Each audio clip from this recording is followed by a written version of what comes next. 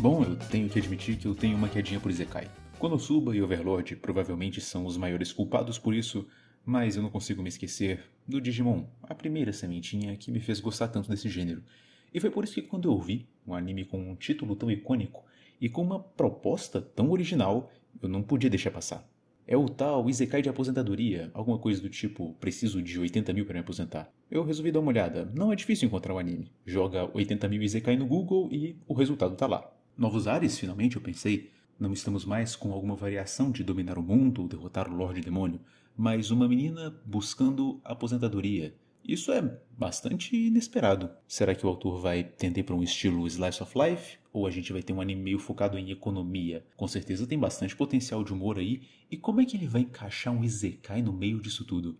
Parece que tudo vai virar uma grande bagunça, na verdade. E é exatamente isso que acontece. Mas não é aquela bagunça legal com os elementos imprevisíveis que vão te arrancando risadas e que dão grandes reviravoltas no roteiro. Não. É uma bagunça no pior sentido possível. Eu tô entrando em tópicos futuros aqui, mas eu preciso dizer, nem a passada do anime é constante. Logo no primeiro episódio você tem tipo uma introdução bem clichêzinha, 15 minutos bem lentos e arrastados e depois outros 7 minutos muito bons. Porém, nesses 7 minutos também tem uns erros muito bizarros e são de jogadas tantas informações que mesmo que elas fossem diluídas nos 15 minutos de antes, ainda ficaria sendo coisa demais. Talvez eu deveria ter parado no primeiro episódio, mas nessa chuva de balas no qual o autor atirou para todo lado, eu devo admitir, ele conseguiu acertar alguns pontos muito bons. E por causa desses pontos, eu me convenci a assistir mais um pouco, para descobrir que os outros episódios são bem parecidos com o primeiro, nesse sentido de 15 minutos ou até mais, se arrastando e fazendo coisas que não são muito interessantes, não são muito significativas, não te cativam muito bem, até a personagem ter uma súbita sacada genial, ou você ter um novo elemento muito interessante adicionado na trama, que faz você realmente se perguntar e se questionar muitas coisas, e você pensar sobre o anime. Mas aquilo é bem mal aproveitado. Esses momentos interessantes e intrigantes são minoria, e uma minoria de bons momentos não faz um bom anime. É necessário que a estrutura no geral seja pelo menos mediana para sustentar esses bons momentos. E Hougu ni Sonaete não tem essa estrutura. Vamos falar da animação para começar. Se eu tive um problema com esse anime, não foi por causa da animação. Ele segue aquele exemplo de básico bem feito para os dias atuais. O plano principal é bem desenhado, obedecendo uma paleta de cores, as leis de proporção, enquanto o fundo é tratado ainda com carinho, mas também com economia. É o tipo de arte que vez ou outra você encontra no Shuji Hiro, por exemplo. Não surpreende, mas não deixa a desejar. Tem umas partes bonitinhas, um pouquinho de CGI, um pouquinho de efeitos computacionais aqui para dar uma enriquecida, mas também tem uns quadros estáticos e tem outras partes que também são meio toscas. Nenhum grande problema, eu pensei, pelo menos no primeiro episódio. No segundo episódio rola uma CGI bem porca, mas foi só nele. Pelo menos dos que eu vi até agora, foi só nele. A animação não é tão importante assim se você tiver bons personagens. E nesse caso nós temos uma personagem, a Mitsuha, que é a garota que sofre Isekai. Ela é transportada para esse outro mundo sozinha. Isso já meio que empurra todo o restante do elenco para ser meio secundário e o autor assina embaixo disso. Você vai passando os episódios e você percebe que claramente a história é sobre a Mitsuha. Só que isso cria a necessidade que o seu personagem principal seja carismático o suficiente para entreter o público sozinho, ou pelo menos que o anime se desenvolva numa velocidade acelerada para que o carisma dos personagens secundários chegue rápido e segure a trama. Overlord é o tipo de anime que domina muito bem esses dois aspectos. Hougu no Sonaete falha nos dois. Ela até consegue algum charme em certos momentos no começo do anime, e ela consegue se desviar da acusação de ser passiva demais, já que muitos protagonistas também são.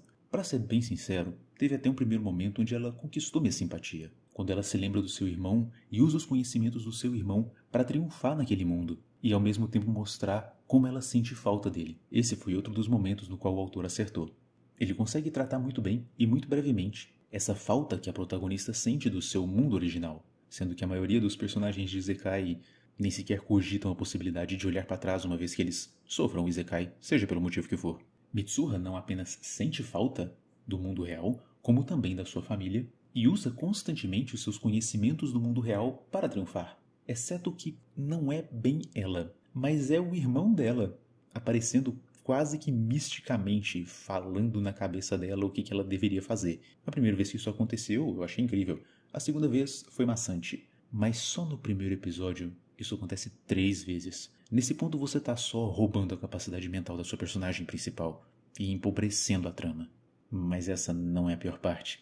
A Mitsuha vai se mostrando uma mentirosa compulsiva conforme a série avança. E isso tem alguns efeitos de humor, mas normalmente é só um pouco repulsivo. Ao ponto de que no final do terceiro episódio, quando ela finalmente está prestes a conquistar um pouco de simpatia, toda a demonstração de sentimento dela é colocada em xeque por causa do comportamento anterior. Ela até que vende bem aquele momento, mas é difícil comprar, sabendo quão manipuladora ela é e quanta facilidade ela encontra em si para enganar as outras pessoas.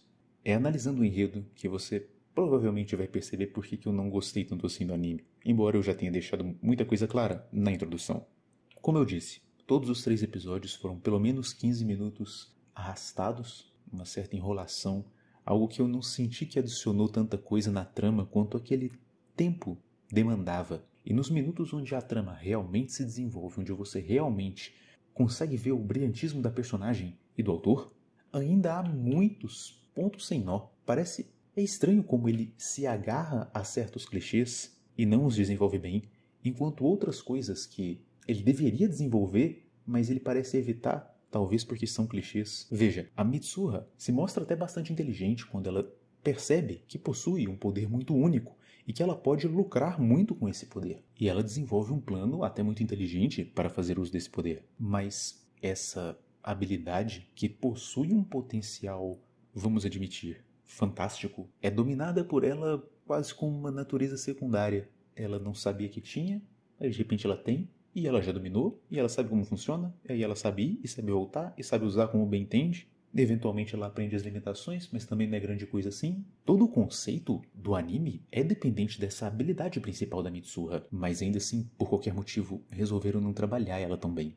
Isso sem falar nas tantas vezes que parece tão claramente que esse tiroteio sem alvos que o autor está dando é algo que não se limita apenas a certas cenas e personagens, mas ao gênero do anime em si e à sua natureza, à sua temática. O anime ele passa muito uma pegada semelhante a um outro isekai de uma menina que passa 300 anos matando slimes e fazendo poções. E é um anime cheio das comédiazinhas e tudo mais, que vai ser uma pegada, mais fofinha assim, comédia, uma pegada meio leve, tem um humor e tal. Mas logo no primeiro confronto do anime você tem a personagem principal mandando 2 criaturas dessa para uma melhor. Ela logo então declara o seu objetivo de viver em tranquilidade com uma grande aposentadoria e estabelecer uma vida pacata e sem preocupações naquele mundo, apenas para no segundo episódio deixar para trás as pessoas que a acolheram e entrar em contato com um exército privado para ter mercenários atrás de si e ter meios de defesa pessoal. A cena na qual o capitão daquele exército particular ensina ela o manuseio de uma arma é muito interessante e de fato segue os princípios de manuseio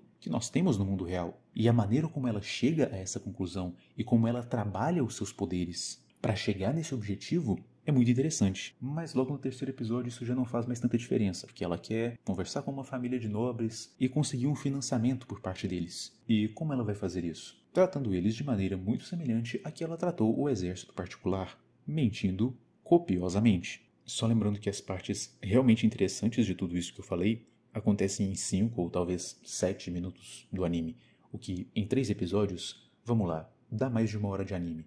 Então você poderia ter todas as partes interessantes e que têm realmente algum proveito reunidas em, 20 minutos. E os outros 50 ou 60 é um arraste que não adiciona muita coisa na obra e só torna toda a experiência mais cansativa e pior. É uma pena, é realmente uma pena. Você assiste um anime e nota conceitos incríveis, muito bons e que são até mesmo muito bem utilizados pelo autor.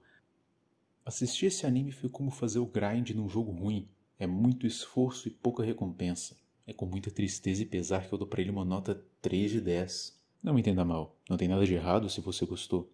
Mas pra mim, não vai rolar.